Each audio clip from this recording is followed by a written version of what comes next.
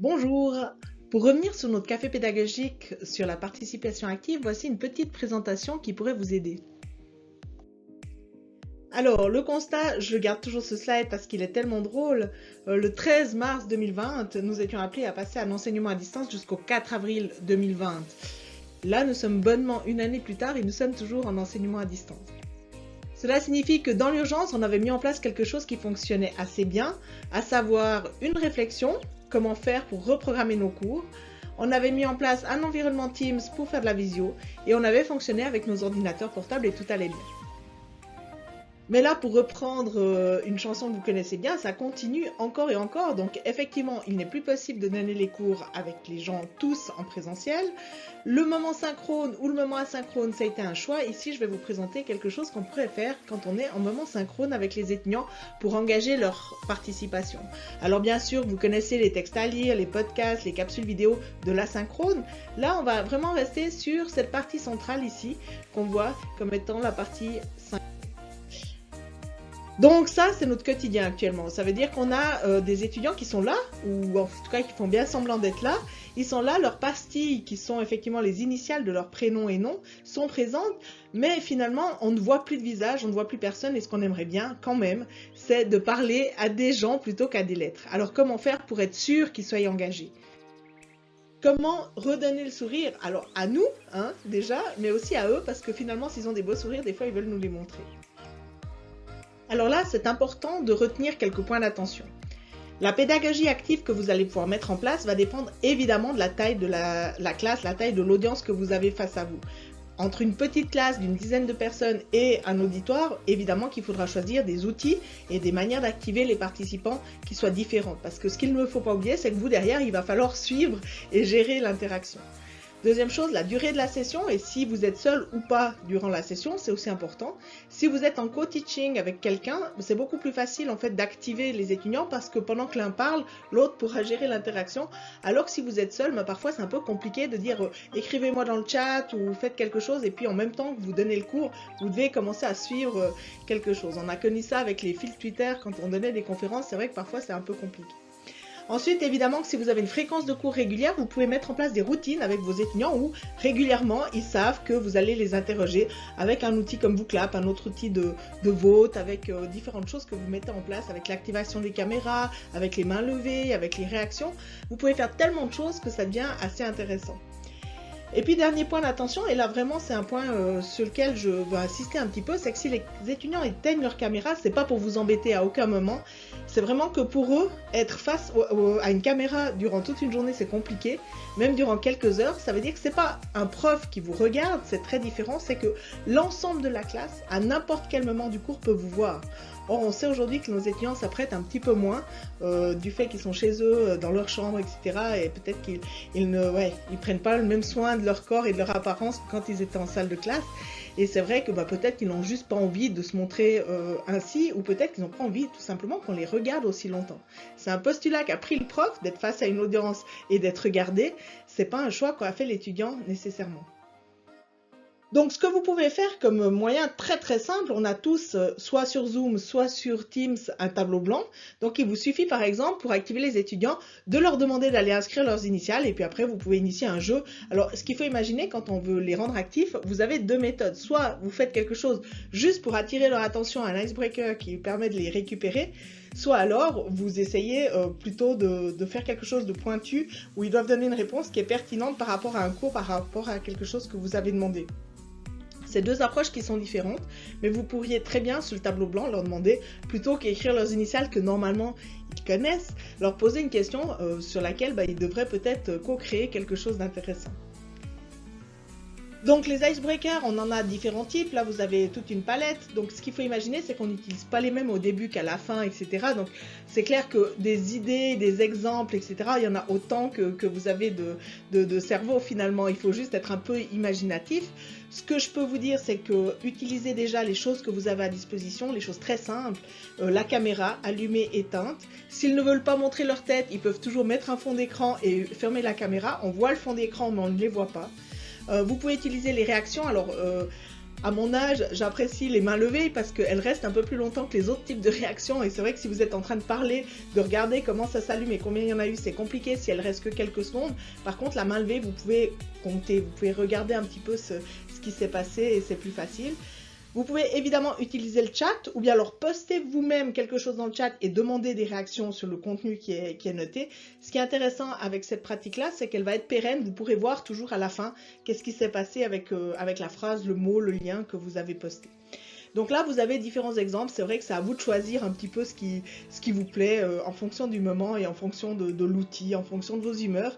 Mais entre le tableau blanc, les caméras, les émotions, vous clap évidemment. On a des tutos spéciaux pour vous clap. On peut déjà faire pas mal de choses. Donc au début du cours, qu'est-ce qu'on peut faire ? Alors ça, c'était pour éviter les caméras éteintes justement, donc on leur pose une question en leur disant voilà, vous deviez déployer un WordPress sur votre site internet, est-ce que vous l'avez fait? Si vous l'avez fait, mettez-moi des petits ballons. Bon, alors tout le monde n'a pas compris la notion de petit ballon, mais c'est pas grave. Ce qui était intéressant, c'est de dire, bah voilà, on voit là que soudain, il y a quelque chose qui se passe.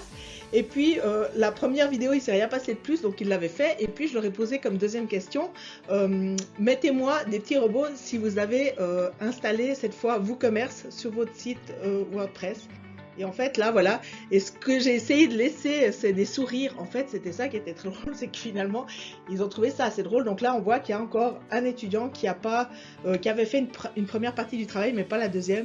Et franchement, d'avoir vu ces sourires, bah, ça fait du bien. Et là, vous voyez sur cette image ici, que vous avez la troisième en descendant tout à droite, vous voyez qu'on voit qu'il y a un fond d'écran, mais l'étudiant a simplement masqué sa caméra, ce qui fait qu'on voit le fond d'écran. Il a participé à l'activité, mais il est toujours masqué, on ne le voit pas. Par contre, pour moi, il est activé. Donc c'est aussi ça, il faut se dire qu'est-ce que je souhaite faire. Là, j'ai pas un faux étudiant, j'ai vraiment quelqu'un, c'est peut-être sa petite sœur, mais j'ai vraiment quelqu'un qui est là pour interagir avec nous durant le cours. Dernier exemple, là, on avait demandé aux étudiants de créer leur propre logo et en fait, comme ils venaient présenter en équipe, on leur a dit, ben voilà, débrouillez-vous pour avoir un fond d'écran qui représente votre équipe. Donc on a les deux experts qui sont aux extrémités en bas à gauche et en haut à droite. Et en fait, on les voit très bien, les étudiants qui sont là avec leur fond d'écran identique pour nous présenter leur projet. Et ça aussi, quand vous avez des étudiants qui doivent présenter en groupe, demandez-leur de faire un petit effort par rapport à cet élément-là aussi. C'est des compétences aussi qu'on peut leur demander de montrer comment, à quoi ils pourraient ressembler sur une conférence Teams. Voilà. Donc un autre élément que vous pouvez faire, c'est leur donner des rôles pour être sûr. Alors là, j'ai donné 6 rôles. Non, le dernier c'est etc. Ça marche pas. Donner quelques rôles. En fait, vous savez que les gens qui ont des rôles, finalement, durant votre cours, bah, ils seront activés de facto. Et en fait, vous pouvez même dire au timekeeper qui peut être le timekeeper sur la première heure et que lui-même peut donner le rôle à quelqu'un d'autre et de manière à identifier qui porte le rôle parce qu'évidemment que de nouveau, nous sommes que des êtres humains et nous sommes seuls dans la classe. Le timekeeper, quand il donne le rôle, il demande aussi à l'étudiant de mettre un fond d'écran qui correspond au timekeeper. Vous pouvez même les faire vous, les fonds d'écran, pour dire voilà, comme ça je sais ce que ça veut dire. Ce que j'ai fait aussi pour susciter les émotions, c'est de leur donner des couleurs en fait, où ils peuvent les mettre en fond d'écran pour dire voilà, si je suis vert, c'est que je suis content, si je suis orange, c'est que c'est un peu chaud, et si je suis rouge, il faut qu'on en parle. Durant le cours. Alors durant le cours, ça c'est des fonctionnalités que vous avez dans Teams. Donc dans Teams, vous avez évidemment votre réunion dans le canal général. Là, vous voyez que le cours a commencé il y a 1h17, que parallèlement j'ai 4 réunions en cours, mais il reste encore des gens dans la session principale. Et puis l'idée c'est de dire que plutôt que d'avoir uniquement la session générale, vous disséminez vos étudiants dans des sous-sessions. Alors voilà, ici vous voyez tout en haut, ici c'est marqué qu'il y a 7 réunions en cours, hein, donc on avait fermé. Et ce qui est intéressant par rapport à ça, c'est que vous voyez ici, j'ai combien ils sont 1, 2, 3, 4 plus 2 étudiants. Et en fait, vous pouvez suivre ce qui se partage comme information sur le chat. Alors, si vous leur donnez des conseils ou si vous leur donnez des consignes assez claires, de dire, voilà, dès que vous avez un lien ou quelque chose qui vous paraît pertinent, vous le mettez dans le chat. En fait, moi, je peux simplement scroller mon mur et je vois tout ce qu'ils ont partagé dans le chat. Et ça, c'est très intéressant parce que ça me permet, plutôt que de passer dans chaque réunion pour aller voir ce qui se passe, d'avoir un regard externe et puis de savoir qu'ils sont activés et qu'ils sont vraiment actifs durant ces sessions-là. Là, vous voyez, si je déplie les 7 réunions, en fait, je vois tous les canaux. Alors, donner comme consigne, ça c'est une très bonne consigne, mais je ne la respecte pas toujours, de renommer la réunion avec un nom qui veut dire quelque chose pour vous. Parce que c'est vrai que si vous devez sauter du coq à l'âne, ici on voit environnement technologique, je sais exactement ce que les étudiants devaient mettre dedans. Si vous prenez nouvelle réunion de canal qui est ici, voilà, moi je ne sais plus exactement ce qu'il devait faire, mais par déduction, je pense que là j'arriverai à le faire. Ensuite, ici vous avez un autre exemple, c'est justement vous avez le canal général avec une session où il y avait tout le monde, et puis ils sont tous partis dans des sous-réunions, ce qui me permet d'y aller. Et quand vous voyez justement en gras l'information, c'est qu'il y a quelque chose à aller guigner à l'intérieur de cette information-là. Contrairement à tout à l'heure où j'étais dans le canal général et je voyais tout le monde à la queue leu, on va dire ça comme ça, et tout le monde voyait les informations de tout le monde, ce qui est assez intéressant quand on fait du fast learning. Ici, par contre, on voit que chacun est enfermé dans son canal privé. Moi, je vois tout, ça ressemble un petit peu aux examens quand même, hein. Et on voit toutes ces sessions parallèles qui me permettront de voir les partages que si je vais cliquer là où il y a des éléments en gras. Donc à distance, on a des choses qui changent. La première, c'est que tous les éléments doivent être explicites. Évidemment, il faut le dire, il faut l'écrire, il faut dire à quelle heure ça commence, à quelle heure ça finit, où vont être les liens, comment ça va se passer pour l'interaction, comment vous souhaitez que les caméras soient branchées, qu'est-ce que vous attendez de vos étudiants, etc. Il faut qu'en tout temps, et ça c'est la chance que nous avons avec Cyberlearn, on retrouve ces liens. Il faut que tout ce que vous imaginez dans votre scénario soit anticipé évidemment parce que vous devez créer les espaces, vous devez les configurer pour qu'au moment du cours, finalement tout se passe bien. Alors, quand on est en classe, on le fait aussi, mais en classe, on peut toujours rattraper. À distance, le rattrapage, c'est toujours un petit peu plus compliqué. Donc, soyez indulgents avec vous-même, vous avez le droit à l'erreur, ça c'était quelque chose qu'on ne vous dit pas souvent, mais je veux dire, si on apprend à faire du vélo, d'abord on tombe, d'abord on titube un peu, et puis c'est une fois qu'on s'est bien entraîné que ça va fonctionner. Vous avez vu maintenant, après une année, que vous partagez vos écrans, vous revenez, vous partagez le son, vous partagez pas le son, vous donnez des droits à certains ou pas, on est devenu super à l'aise avec ces éléments-là. Bah maintenant, gentiment, pour la participation active, ça va être gentiment pareil. Donc ici encore quelques exemples, quand je vous parle d'explicité, couleur bleue pour le groupe 1, donc c'est bien noté le groupe 1, l'étudiant qui va mettre le nom à côté du A, bah, ce sera le chef de groupe, c'est marqué en gras, et puis en bas vous avez toujours les deux liens, un qui lui dit voilà où est la salle de travail, c'est une réunion Teams pour les 5 étudiants qui seront là, et où se trouve le doc de travail en lien avec la réunion A, il est aussi formalisé. Et ça, je pense que c'est important, c'est de le formaliser avant et par vous, parce que si vous leur dites créer un document, etc., partagez-vous les droits, etc., donnez-moi accès à votre document, vous avez déjà perdu la moitié de votre journée. Donc le faire pour eux, alors ça vous prend un peu de temps, c'est sûr, mais par contre, après, vous savez que quand ça se déroule bien, c'est ce que je voulais dire tout à l'heure dans l'anticipation et la configuration des espaces. Voilà un autre exemple, alors là, j'avais pris, c'était la présentation des étudiants pour savoir qu'est-ce qu'ils avaient fait avant. Et en fait, je leur ai juste demandé de prendre leur photo qui était sur la gauche du PowerPoint. Et j'ai dit, voilà, vous déplacez votre photo pour me dire ce que vous avez fait avant. Alors, le temps que j'ai mis à découper leurs images par rapport au temps qu'ils ont mis à bouger leur seule photo, c'est clair que ça va vous faire rire parce que franchement, ça a pris tellement de temps, tout est relatif, mais enfin, ça m'a pris quand même du temps de cropper le trombinoscope, alors que eux, ça leur a pris 1 seconde pour se déplacer. Et là, vous voyez bien qu'ensuite, j'ai pu répéter le nombre de questions en disant, est-ce que vous êtes plutôt Google ou Microsoft, par exemple? En 1 seconde, j'avais la réponse et chacun a bougé sa photo. Et accessoirement, comme je ne les connaissais pas, pour moi, c'était aussi d'associer leurs photos, leurs noms, pour gentiment apprendre à les connaître.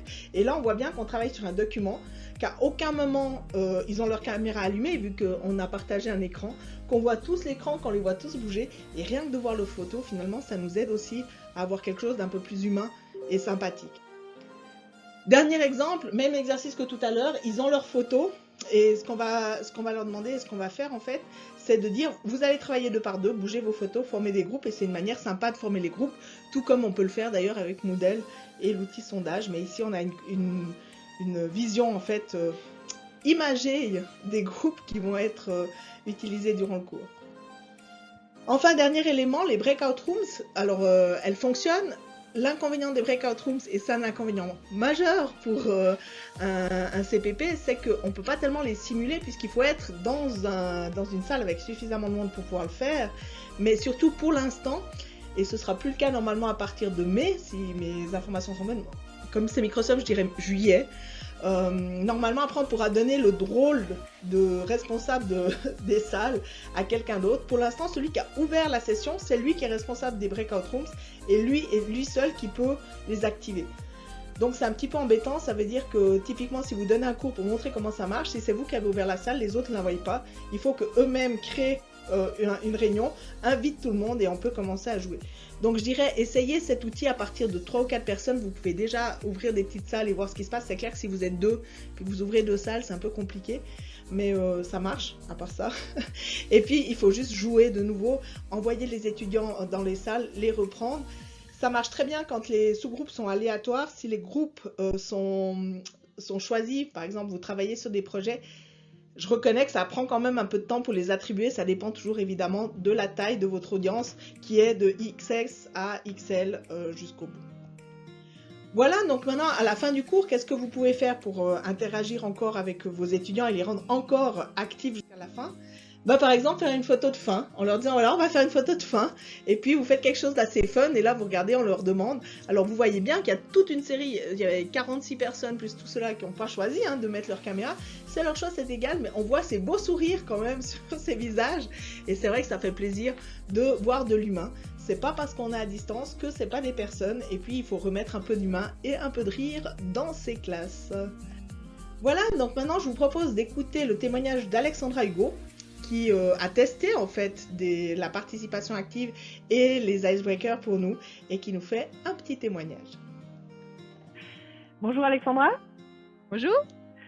Alors, après avoir entendu la théorie sur comment engager nos étudiants, on va passer à un petit peu de pratique. Donc, toi, tu as essayé d'engager les étudiants et quels résultats as-tu obtenus ? Alors effectivement, comme c'était je donne des cours surtout participatifs, l'objectif c'était vraiment que qu'ils soient activés, qu'on puisse aussi voir s'ils suivaient, parce que c'est surtout, on va dire pour des aspects de suivi, est-ce qu'ils sont toujours avec nous, est-ce qu'ils ont bien compris les concepts, etc. C'est clair que j'avais envie d'essayer. Alors, premier élément que j'ai essayé, c'était allumer ou éteindre la caméra pour répondre oui ou non à la question. Et là, ce qu'on a fait, c'est qu'au départ, on a posé des questions un peu, je les appelle des questions de chauffe, histoire de les amener en fait avec un peu d'humour pour dire allez, on va essayer un truc, est-ce que vous êtes partant ? Donc, on a posé quelques petites questions du style est-ce que vous avez un chien ? Est-ce que vous avez un frère ou une sœur qui sait que de la musique ? Ce genre de trucs. Et puis après, par contre, on partait sur des questions plus sérieuses, évidemment, qui étaient en lien avec la thématique du cours. Voilà, donc oui, non, je varie un peu les plaisirs aussi par rapport à ça. Ça, c'est le premier type de questions que j'ai posées. Après, on a aussi fait des energizers, donc des petites questions, on va dire plus, qui n'ont rien à voir forcément avec le cours, mais qui reboostent un petit peu lorsqu'on a peut-être une demi-heure de théorie ou que on a fait on va dire une session un peu plus longue où ils n'ont pas tellement été activés. Alors là, c'était plutôt des questions style charade et puis ils devaient refaire le mot le plus rapidement. Enfin voilà, on avait trouvé ça sur Internet, donc ça a bien passé aussi. Et puis l'autre élément que j'ai encore testé deux choses. Une, c'était écrire comment ils se sentaient sur le tableau blanc, en fait, directement. Alors, c'est sympa parce qu'on voit les éléments s'écrire en même temps, donc il y a un côté assez dynamique par rapport à ça. Et puis, le dernier élément, c'est qu'au lieu de poser la question et de dire « mais qui c'est qui n'a pas compris ?» puis attendre qu'il y ait une main qui se lève, c'est plutôt d'aller dans le sens inverse. Comme ça, je peux vérifier s'ils sont toujours avec moi. Donc, c'est plutôt de dire « alors, pour qui est-ce que c'est OK, vous levez la main ?» Et puis comme ça, ceux qui n'ont pas levé la main, je peux dire « alors, soit ils ont été faire une petite pause, ou ils sont partis, ou je ne sais pas, mais au moins, j'ai quand même toujours le suivi de savoir qui est encore présent dans le cours. » Ouais, alors la question c'est est-ce que ça a vraiment du sens pour eux dans ce contexte-là. Donc on leur a posé une petite question en fin de cours, chaque fois pour leur demander mais est-ce qu'on continue ou est-ce que vous voulez arrêter, enfin voilà. Et on a toujours des retours très positifs, donc ils apprécient. Ils aiment être engagés. Ils aiment être engagés, oui. Petite question encore corollaire par rapport au tableau blanc. Donc, c'est une question qui revient souvent en conseil. Est-ce qu'il faut imprimer, enfin en PDF évidemment, à la fin le tableau blanc, est-ce qu'on le leur redonne ou est-ce que c'est une production à un moment T qui disparaît comme quand on efface le tableau ? Alors, étant donné comme la manière dont nous on l'a utilisé, franchement, il peut disparaître pour lui-même parce que c'était juste donner le mot qui représente comment vous vous sentez maintenant. Donc, ça fait pas tellement de sens de le reprendre par la suite. Après, j'ai eu d'autres contextes qui n'étaient pas forcément des contextes de cours. En fait, j'utilise aussi le tableau blanc et là, je fais simplement une capture d'écran, tout simplement parce que la personne a besoin d'avoir un retour. Mais comme elle aurait fait une photo finalement du tableau, j'ai envie de dire, c'est vraiment comme dans la vraie vie, si j'ose dire ça comme ça. C'est-à-dire que si ça ferait du sens, ben voilà, on peut le garder et puis voilà. Et puis là, en l'occurrence, sur ce que j'ai fait, non, c'est comme s'il était effacé. Merci beaucoup Alexandra pour ton partage.